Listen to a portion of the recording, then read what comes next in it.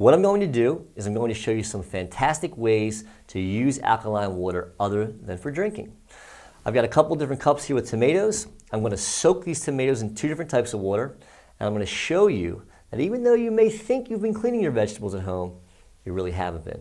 Watch this. Tap water right here. Just going to fill this up, let it soak. I'm going to do the same thing here. Now, as you may or may not know, there's all different kinds of things on vegetables that you don't necessarily want on vegetables. Herbicides, pesticides, insecticides, all kinds of things that you definitely don't want to be eating or feeding to your family. So what do? A lot of people rinse it in tap water, which I'll put here.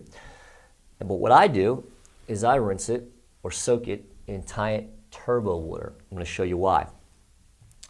What I've got here is some sesame seed oil. Now, I'll take a little bit of this and pour it in the bottom of the cup here. A little bit and pour it in the bottom of this cup here.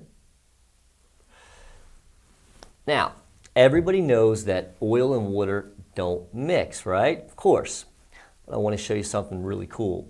First, I'm going to take the tap water. I'm going to prove what we already know to be true. As you can see, the separation, the oil and the water are separating very quickly. Once again, that's what oil and water are supposed to do. They're supposed to separate.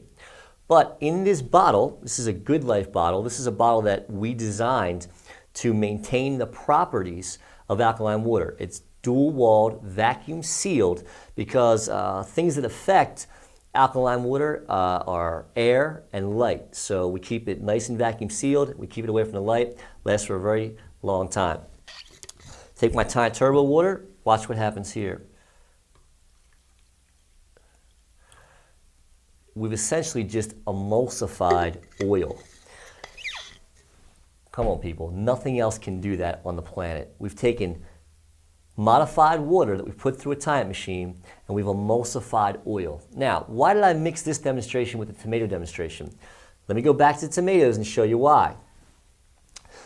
When you deal with tomatoes, you're dealing again with herbicides, pesticides, insecticides, but they're oil-based. As you can see, oil and water don't mix, so when rain comes down from the sky, it's not washing off these herbicides, pesticides, insecticides. Either is your tap water. I'm going to prove that to you right now. Let's just set these aside. Now remember, the one on the left over here is our tap water. We've been soaking our tomatoes in the water for about, I don't know, a few minutes now. And look at that, nice clear water. But watch this. We take our tomatoes that are being soaked in the Tyent turbo water. What just happened there?